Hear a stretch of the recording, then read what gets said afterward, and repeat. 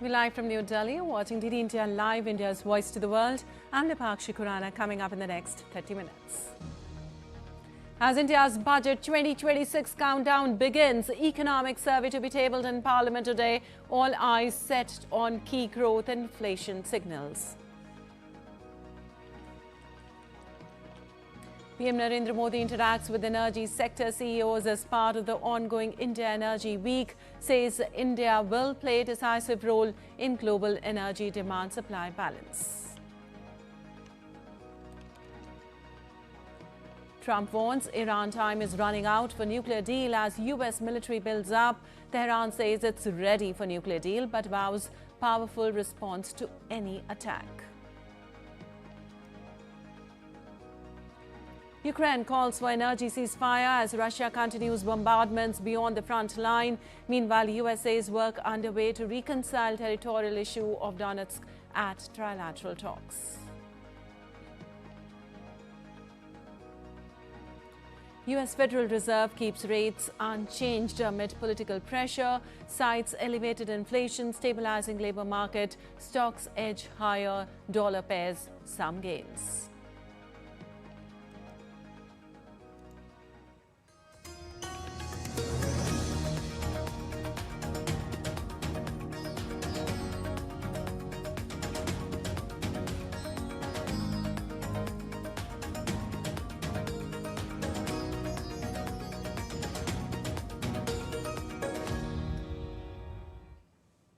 And on to the details now. As the countdown for India's budget 2026-27 begins, the government will table the Economic Survey 2025-26, an annual report on the economic health of the country in the Parliament today. Apart from being the report card for economic performance of the country during the financial year, the survey of late has also doubled up as a document for bold forward-looking policy ideas for the government.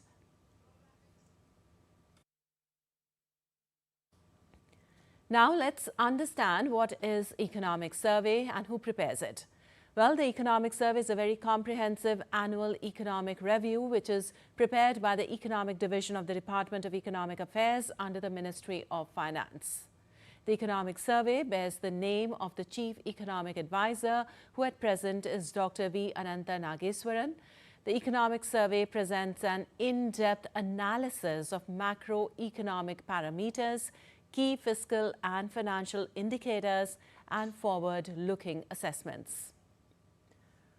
Well, the document also serves as an important reference point, often signaling the broad policy approach and priorities that will likely shape the forthcoming union budget for 2026-27.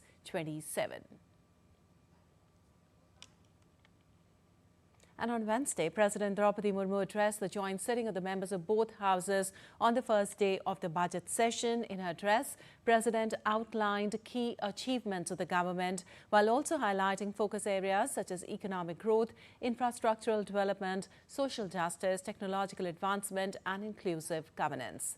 President said that confidence in Made in India defense platforms have grown stronger after Operation Sindoor. Addressing the joint sitting of both houses of parliament at the start of the budget session, President Draupadi Murmu said that over the past 11 years, the economic foundation of the country has grown significantly stronger, and despite various global crises, India has remained the fastest growing major economy in the world. बीते 11 वर्षों में देश की आर्थिक नींव बहुत मजबूत हुई है। दुनिया में अनेक प्रकार के संकटों के बावजूद भारत दुनिया की फास्टेस्ट ग्रोइंग मेजर इकोनॉमी बना हुआ है। भारत ने महंगाई दर को कम रखने के अपने रिकॉर्ड को और बेहतर किया है। The president noted that India's manufacturing sector has reached unprecedented milestones, especially in high-tech exports. In the first 5 months of financial year 2025-26, India's smartphone exports crossed 1 lakh crore rupees, and that the reach of the Indian industry is expanding into green mobility. She mentioned the fact that this year, India has begun exporting electric vehicles to more than 100 countries. Turning her focus to the energy sector, President Murmu emphasized the shift towards sustainable power as a key pillar of national growth. She pointed out that apart from nuclear energy, India is also making rapid progress in the solar power sector. So far, 2 million rooftop solar systems have been installed. Highlighting a major legislative reform for rural India, President Murmu said that Viksit Bharat Ji Ramji law is a cornerstone for future village level development. She added that this new framework is designed to provide a stronger safety net and more consistent work opportunities for rural citizens. The president mentioned how India is moving ahead in all spheres. Focusing on Operation Sindoor, President said it was a befitting reply to the face of terror, showcasing India's tri-service prowess. She said reforms undertaken by the government are being accelerated all around to fulfill the dream of Viksit Bharat. बीते 10-11 वर्षों में भारत ने हर क्षेत्र में अपनी नींव मजबूत की है। ये वर्ष 2047 तक विकसित भारत की तेज यात्रा का बहुत बड़ा आधार है। पिछले एक दशक में 25 करोड़ देशवासी गरीबी को हराकर गरीबी से बाहर निकल के सरकार के तीसरे कार्यकाल में गरीबों को सशक्त करने के लिए अभियान और तेजी से आगे बढ़ा है। Talking about Nari Shakti, President said that India was moving forward with the mantra of women-led development and how various schemes are contributing to women's empowerment. मेरी सरकार की प्रगतिशील सोच और नीतियों के परिणाम स्वरूप देश के हर महत्वाकांक्षी क्षेत्र में महिलाएं तेजी से आगे बढ़ी है। देश ने एक और बड़ा माइलस्टोन हासिल किया है। राष्ट्रीय शिक्षा अकादमी यानी एनडीए में महिला कैडेट्स का पहला बैच पास आउट हुआ है।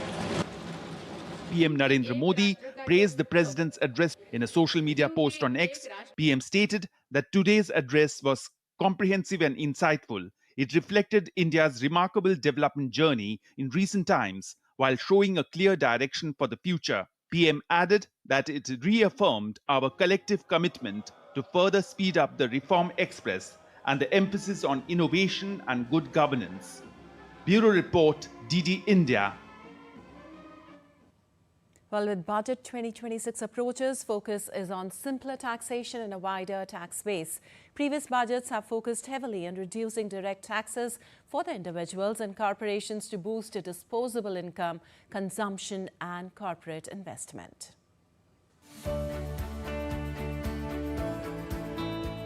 Budget 2026 is expected to send a strong message with bold, people-centric tax reforms. The focus is likely to be on a simpler taxation, a wider tax base and stronger trust, using fiscal policy to boost growth, consumption and investment. Personal taxpayers are hoping for meaningful relief. On indirect taxes, GST reforms remain central. Industry expects rate rationalization, simplified tax structures, fast input tax credit refunds and incentives for long-term investments. For corporates, the demand is clear: stability and predictability in tax policy. The government should stabilize the tax structures so that it is very crystal clear to everybody. There is just 0 to 1 option, which should be like, it should be in binary. The capital gain, which is taxable, that is kind of stopping lots of investors to invest in a startup. So that should be freed for some more time. The BFI sector's expectations from the budget are largely about system strength, how well financial intermediaries can mobilize savings and transmit credit efficiently. One key area is tax parity between deposits and bond investments. Now, talking of the budget of 2026, we expect some more rationalization into slabs, and it will be good if there are only 3 major slabs in terms of direct taxes. We also expect some kind of revision in TDS norms to make sure that businesses have more cash to run. Recent union budgets underline a clear trend. India's tax policy is becoming simpler and more growth-oriented. Under the new tax regime, income of up to 12 lakh rupees is tax-free, rising to 12.75 lakhs for salary taxpayers with standard deduction. Compliance has improved with rationalized TDS and TCS norms, higher LRS thresholds, and decriminalization of minor delays. Custom duties have also been simplified by reducing tariff slabs. Overall, India's tax framework is steadily moving from complexity to simplicity, supporting growth and inclusive development. Budget 2026 is about encouraging innovation and ensuring that taxation becomes a catalyst in the nation's journey towards a resilient and inclusive Bharat. With camera person Mukesh, this is Nirmala Sitharaman reporting for DD India from New Delhi. Well, as Budget 2026 approaches, India's green push takes centre stage. From renewables and green hydrogen to climate finance, India is powering sustainable growth towards a Viksit Bharat. DD India's Tapas Bhattacharya reports for more.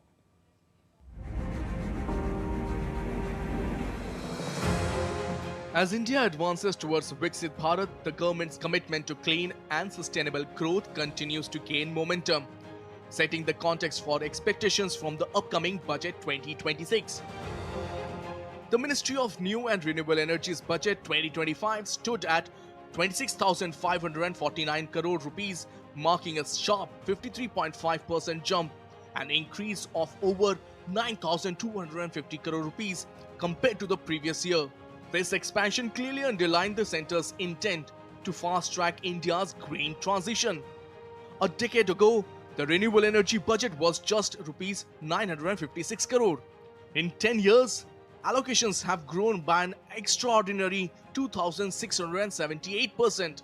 Under the Modi government, the total MNRE funding over the last decade has crossed 93,386 crore rupees, reflecting a 955% increase in sustained public investment.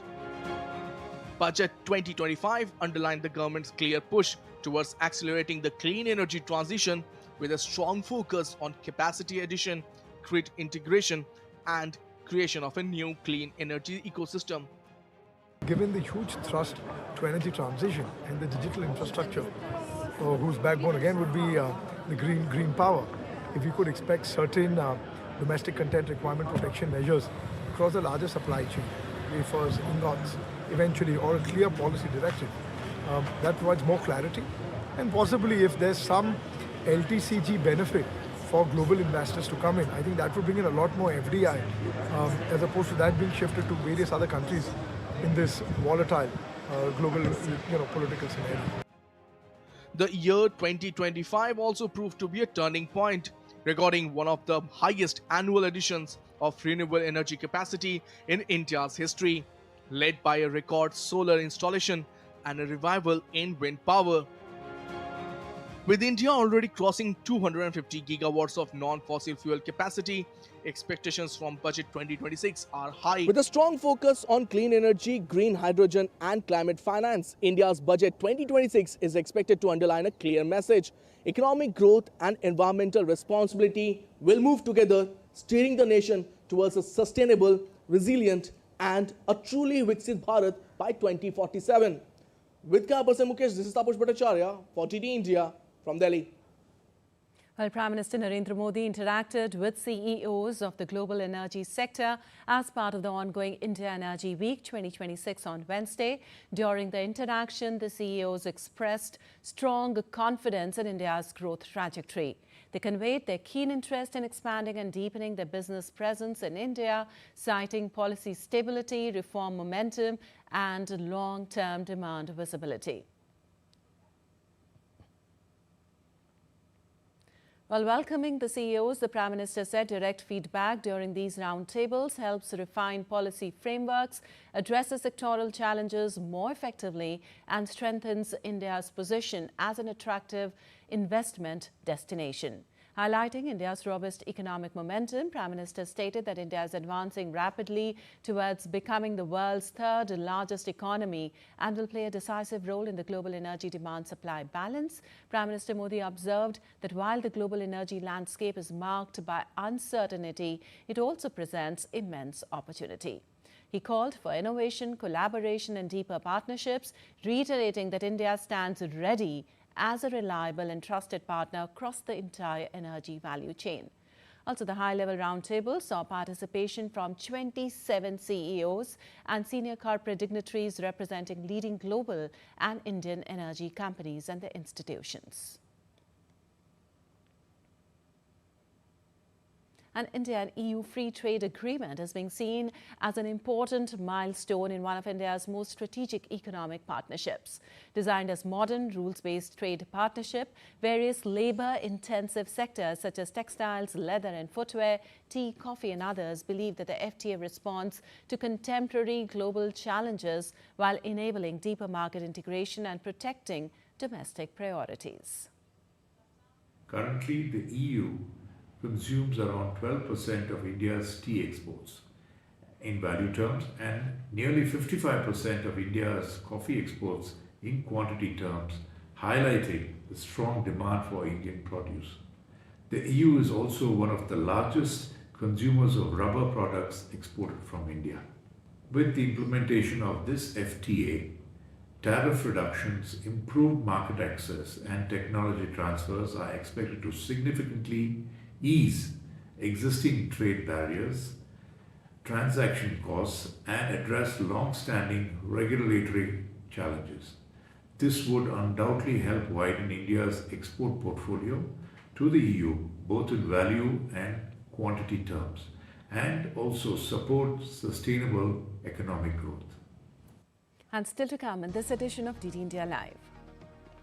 Storm-triggered landslide forces mass evacuations as several homes teeter on the cliff in Sicily. Meta forecast annual capex as it pours money into AI superintelligence, data centers and nuclear-powered infrastructure. And we'll also get you the latest from the Australian Open.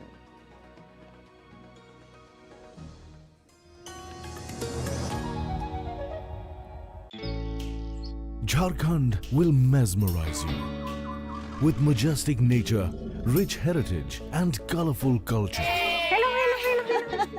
Johar. It fits perfectly. Thank you. Full workout ho gaya. Ready?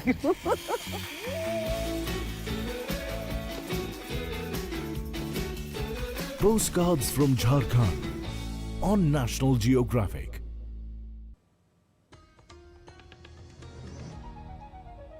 Welcome back. You're watching DD India Live. I'm Lipakshi Khurana. And moving on, US President Donald Trump urged Iran on Wednesday to come to the table and make a deal on nuclear weapons, or the next US attack would be far worse, while Tehran responded with a threat to strike back against the United States, Israel and those who support them. Well, Trump wrote on social media, and I quote, "Hopefully Iran will quickly come to the table and negotiate a fair and equitable deal. No nuclear weapons, one that is good for all parties. Time is running out. It is truly of the essence," unquote. Well, Trump noted that his last warning to Iran was followed by a military strike in June. Also, Trump said a U.S. naval force headed by the aircraft carrier USS Abraham Lincoln was approaching Iran. The warships started moving from the Asia-Pacific region last week as U.S.-Iranian tensions soared following a crackdown on protest across Iran by its clerical authorities in recent weeks. Trump has repeatedly threatened to intervene if Iran continued to kill protesters, but the countryside demonstrations over economic privations and political repression have since abated. He has said the United States would act if Tehran resumed its nuclear program after the June airstrikes by Israeli and U.S. forces on key nuclear installations. Also early on Wednesday, U.S. Secretary of State Marco Rubio told a congressional committee that the Iranian government is probably weaker than it has ever been and its economy is in collapse. He predicted that street protest will spark up again. Well, in the thousands for certain. And look, I think regimes, including that one in Iran, have learned that when you start shooting people in the head with snipers, it's effective.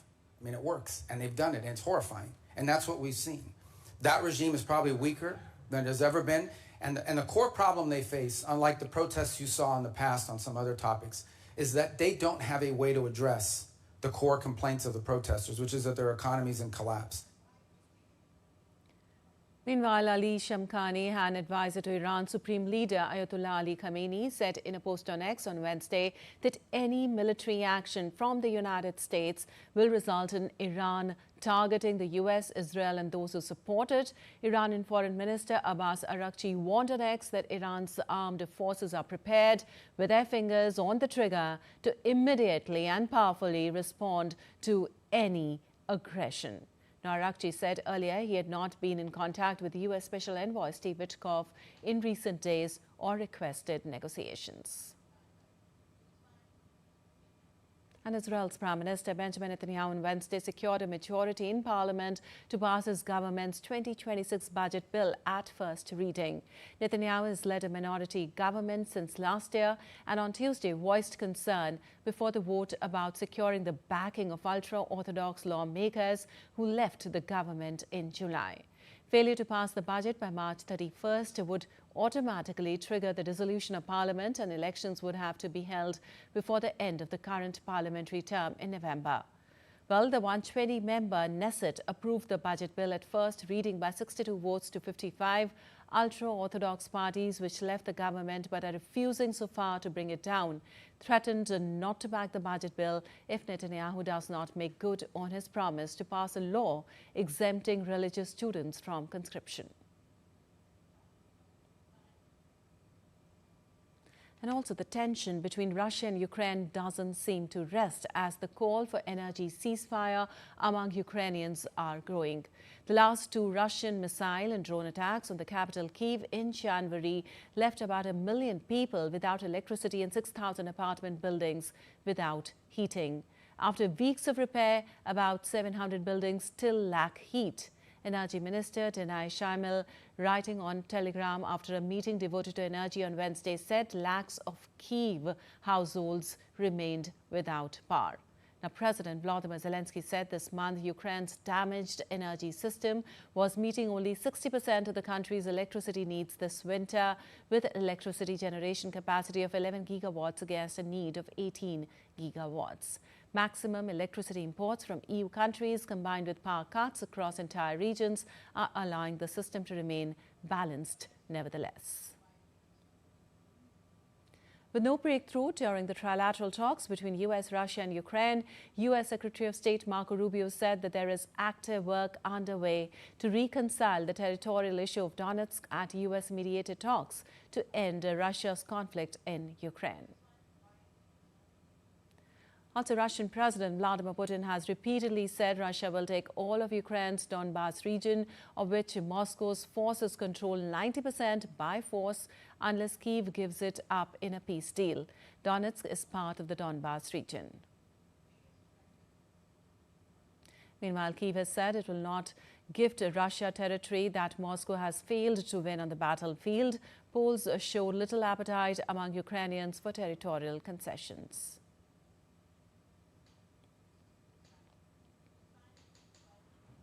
And in Italy, a storm triggered landslide that left several homes in the Sicilian town of Nissemi precariously perched on the edge of a cliff on Tuesday.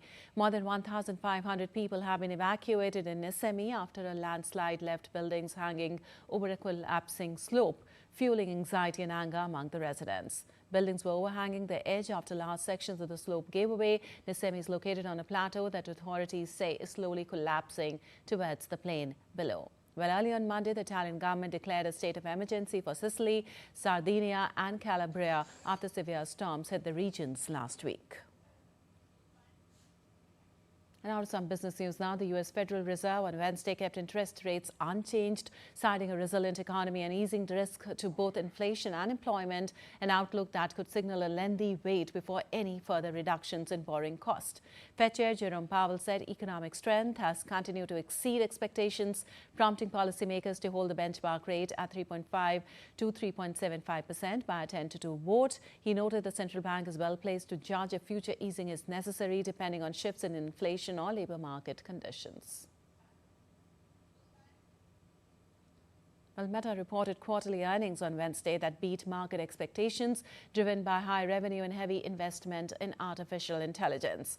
The Facebook and Instagram owner posted a profit of $22.8 billion on nearly $60 billion in revenue for the latest quarter and said revenue could reach up to $56.5 billion in the current period. The company forecast a sharp rise in annual capital expenditure to between $115 billion and $135 billion as it builds large-scale AI infrastructure aimed at achieving superintelligence.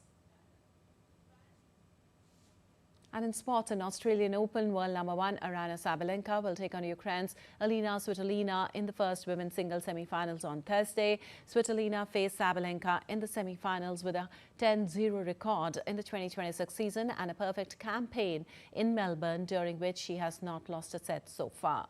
In the second semi-final, fifth seed Elena Rybakina will play Jessica Pegula. Rybakina booked her place in the semis with a dominant win over six-time Grand Slam champion Iga Swiatek. Rybakina fired 11 aces to end Swiatek's career Grand Slam bid, winning 8 of the last 9 games to underline her authority. Well, Pegula, who ousted the defending champ earlier in the event, will play her first ever Australian Open semi-final. All right, that's all for this edition of DD India Live, but let us know your thoughts on the news of the day. For those on the go, you can get all the latest news and updates from India and across the world on the DD India mobile app. The app is available on both Android and iOS platforms. Scan the QR code on the screen to download now. We'll be back with more news as it breaks here on DD India. I'm Lipakshi Khurana from all of us here in Delhi. Thanks for watching DD India Live.